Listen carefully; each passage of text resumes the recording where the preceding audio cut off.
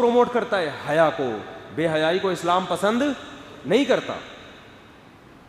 تو اب حضرت آدم اور حوا کو احساس ہو گیا ہم سے غلطی ہوئی ہے. قرآن کیا کہہ رہا ہے کہ آدم اور حوا کے دل میں ندامت کہ اب اللہ کو منانا ہے ہم نے توبہ کر کے، لیکن الفاظ سمجھ میں نہیں آ رہے کیسے منائیں.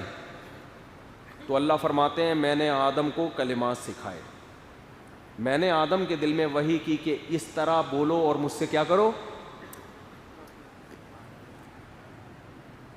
کیا عجیب سبق ہے ان آیات میں، کیا انداز ہے سمجھانے کا. یعنی غلطی ہو، ایک جب غلطی کر رہا ہے اسے دربار سے نکالا جا رہا ہے اور وہ کہہ رہا ہے مجھے قیامت تک مہلت دو. اللہ کہتے ہیں مہلت دے دی، یعنی اس کے عذاب میں اضافہ ہوتا چلا جا رہا ہے. اور ایک کو اللہ خود سکھا رہے ہیں کہ ایسے توبہ کرو، اسے خود گائیڈ کر رہے ہیں کہ یوں کرو گے تو میں معاف کر دوں گا. کیوں؟ ایک کے دل میں ندامت ہے اور دوسرے کے دل میں ندامت نہیں ہے. جس کے دل میں گناہ کر کے ندامت نہیں ہے وہ اللہ سے لڑ رہا ہے.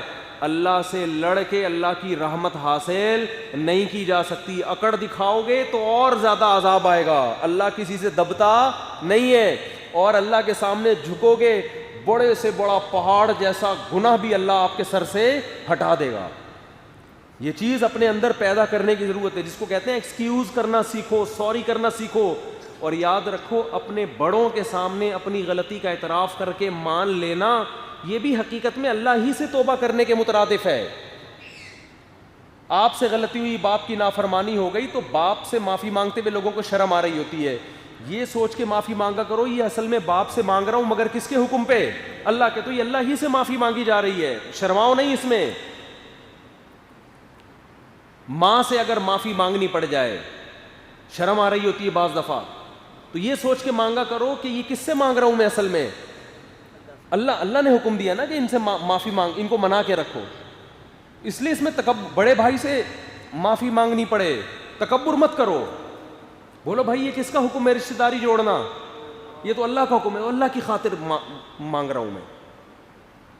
من تواضع للہ رفعہ اللہ، حدیث میں آتا ہے جو اللہ کے لیے جھکتا ہے اللہ اسے بلند کر دیتا.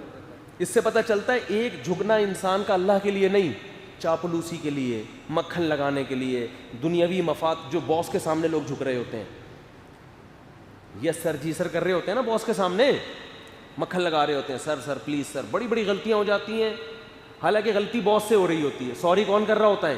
آپ، کہ یار تنخواہ جاب سے نکال دیں گے. یہ جھکنا اللہ کے لیے نہیں ہے، یہ پیسوں کے لیے. بھائی کے سامنے جھکنا، بڑی بہن کے سامنے جھک جانا، ماں کے سامنے جھک جانا، خالہ پھپھو چچا کے سامنے جھک جانا، یہ اللہ کے لیے، کیونکہ آپ یہ تواضع اختیار کر رہے ہیں رشتہ داری جوڑنے کے لیے.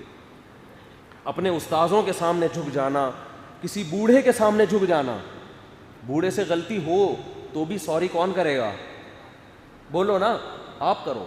بھائی حدیث میں آتا ہے ان من اجلال اللہ، ان من اجلال اللہ اکرام الشیب المسلم. آپ صلی اللہ علیہ وسلم نے فرمایا سفید ریش بوڑھے کا اکرام اصل میں کس کا اکرام ہے؟ اللہ کا اکرام ہے. اللہ نے حکم دیا اس بوڑھے کا احترام کرو. آج بوڑھوں کے بارے میں عجیب تبصرہ کر رہے ہوتے ہیں، اس بڈھے کو دیکھو کیا ہو گیا، اس بڈھے کو. یہ تبصرہ بہت غلط ہے بھائی. وہ بوڑھا ہو گیا تو آپ کے لیے قابل احترام ہے وہ، اور اس کے احترام کا کس نے حکم دیا؟ تو یہ تکبر ہے، کل آپ کی بھی یہ حالت ہونے والی ہے. تو بوڑھا اگر غلط بھی ڈانٹ رہا ہے، جوان آدمی کی ذمہ داری ہے اس کی ڈانٹ کو برداشت کر لے، سن لے یار، چھوڑو، نظر انداز کرو. اس میں کیا بحث کرنا صحیح کون ہے غلط کون ہے، بس برداشت کر لے آدمی. میرے پاس کیسز آتے ہیں نا، ماں بعض دفعہ آتی ہے اپنے بیٹے کو لے کر، بہو ایسا کر رہی ہے، بیٹا پھر جواب دیتا ہے نہیں ایسا نہیں کر رہی. ایک جنگ شروع ہوتی. میں بیٹے سے کہتا ہوں یار ماں سے الجھنے کی ضرورت نہیں، کچھ سیاست سے کام لے لو. ماں کے سامنے دلائل نہیں چلتے، وہ اور غصے میں آئے گی، بولے گی میں نے پیدا کیا، میرے سامنے آنکھوں میں آنکھیں ڈال کے بات، اور سائڈ کس کی لے رہا ہے، وہ تو اور غیرت میں آئے گی. میں نے کہا کوئی کمپرومائز کر لو یار اماں کو کچھ. اب اماں کو کون سمجھائے گا اس عمر میں، تو کچھ کمپرومائز کر لو. اب وہ 10 طریقے ہوتے ہیں، کچھ سیاست سے کام لے لو، کچھ بیچ کا راستہ اختیار کر لو، بحث نہیں کرو. وہ سمجھانا شروع کر دیتے ہیں. اصل میں لڑائی ہوتی ہے، پھر گھروں میں بدتمیزیاں ہوتی ہیں. اس سیاست جو ہے نا، سیاست، حدیث میں آتا ہے نبی صلی اللہ علیہ وسلم نے فرمایا لیس الکذاب الذی یکذب لیصلح بین الناس، وہ آدمی جھوٹا نہیں ہے جو صلح کرانے کے لیے جھوٹ بولے. جمہور علماء کے نزدیک تو بالکل واضح جھوٹ بولنا بھی جائز ہے. امام حنیفہ کے نزدیک یہاں جھوٹ سے مراد ہے توریہ، یعنی گول مول بات. کیا مطلب؟ تھوڑا گھما پھرا کے بات کرنا تاکہ کیا پیدا ہو جائے؟ جوڑ پیدا ہو جائے. تو یہ غلط بات نہیں ہے. بعض لوگ کہتے ہیں نا ہم بات جب بھی کرتے ہیں ایک نمبر، ہم ٹو دا پوائنٹ بالکل کلیئر کٹ بات کرتا ہوں. جو ہر جگہ کلیئر کٹ بات کرتا ہے وہ گھر کبھی بھی بولو نا نہیں چلا سکتا. لچکدار آدمی، جس فلیکسیبلٹی ہو اس کے اندر نا، وہی ہمیشہ معاشرے میں اچھا سروائیو کرتا ہے. اب کلیئر کٹ اماں کو بتا دیا مجھے اپنی بیگم سے بہت زیادہ محبت ہے، کلیئر کٹ، جھوٹ نہیں بولتا میں. کیا ضرورت ہے اس کے سامنے بولنے کی؟ بھائی اس کو تو وہی ہو گیا یار، اب مجھے بتا رہا ہے تو یہ اس کا مطلب یہ اس کی طرف ہے، میری طرف تو ہے ہی نہیں. کلیئر کٹ تو یہی ہوگا نا. یہ بات آپ بولو اپنے سسر سے کہ آپ کی بیٹی سے مجھے بہت زیادہ محبت ہے، یہ کلیئر کٹ وہاں چلے گا. حقیقت ہے یہ. ابا اماں کے سامنے تو ان کا غلام بن کے رہنا ہے. بھئی یہ بھی کون آ گئی، پتہ نہیں زیادہ ہو گئی تھوڑی سی، تھوڑا کم کر لینا اس کو جا کے، میں تو انتہا کو بتاؤں گا نا. تو گھروں میں سیاست سے چلا جاتا ہے، کلیئر کٹ کہیں بھی نہیں چلتے. لوگ کہتے ہیں سیاستدان باتوں کو گھماتے ہیں. یہ نہیں گھمائیں تو ان کو ایک ووٹ بھی نہ ملے.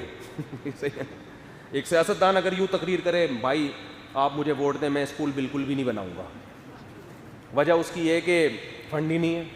ووٹ لینے سے پہلے اگر وہ یہ کلیئر کٹ باتیں کرنا شروع کر دے تو ووٹ ملے گا. اس وقت وہ جوش میں کہے گا بھائی آپ مجھے وہ میں اکثر پرانا لطیفہ ہو گیا، ایک سیاستدان تقریر کر رہا تھا آپ مجھے ووٹ دیں، میں 2 اسکول بناؤں گا، لڑکوں کے لیے الگ، لڑکیوں کے لیے الگ. لوگوں نے کہا ہمارے ہسپتال نہیں. اس نے کہا ووٹ دیں، خواتین کے لیے الگ، مردوں کے لیے الگ. ایک نے کہا ہمارے میٹرنیٹی ہوم نہیں ہے. اس نے کہا آپ مجھے ووٹ دیں، جوش میں تقریر کرتا، میں 2 ہاسپٹل بناؤں گا، ایک مردوں کے لیے الگ اور خواتین کے لیے الگ. تو پھینکنا ہے تو پھینکنے پر گورنمنٹ کی طرف سے کوئی پابندی نہیں. تو سیاستدان لوگ پھینک رہے ہوتے ہیں، کہہ رہے ہیں جب بن جائیں گے پھر غور کریں گے کیا کہا تھا ہم نے، ابھی تھوڑی، ابھی تو پھینکتے رہو بیٹھے. تو خیر اتنا بھی جھوٹ نہیں بولنا چاہیے جتنا یہ بول رہے ہیں. تو جھوٹ نہ ہو، ذاتی مفاد کے لیے نہ کیا جائے، لیکن اگر جوڑ پیدا کرنے کے لیے، صلح کے لیے، تو پھر شریعت نے اجازت دی ہے کہ بھائی کلیئر کٹ بات کرنے کی بالکل ضرورت نہیں ہے. موقع دیکھنا چاہیے یہ بات کہاں کرنے کی ہے، یہ یہاں کرنے کی ہے یا نہیں ہے. تو یہ اپنے اندر پیدا کرنے کی ضرورت ہے. خیر جلدی سے بات کو سمیٹ کے ختم کروں تو آدم علیہ السلام سے بھی خطا ہو گئی تو اللہ خود سکھا رہا ہے. کیوں؟ آدم کے دل میں کیا تھی؟ ندامت. اللہ خود بتا رہا ہے کہ یہ الفاظ بولو گے تو میری رحمت جوش میں آئے گی. فتلقى آدم من ربه کلمات، آدم نے اپنے رب سے کلمات اچکے، یعنی اللہ نے آپ کے دل پہ القاء کیے. اور کیا کہنے لگے آدم اور حوا مل کے؟ ربنا ظلمنا انفسنا، اے ہمارے رب ہم نے اپنی جانوں پہ ظلم کیا.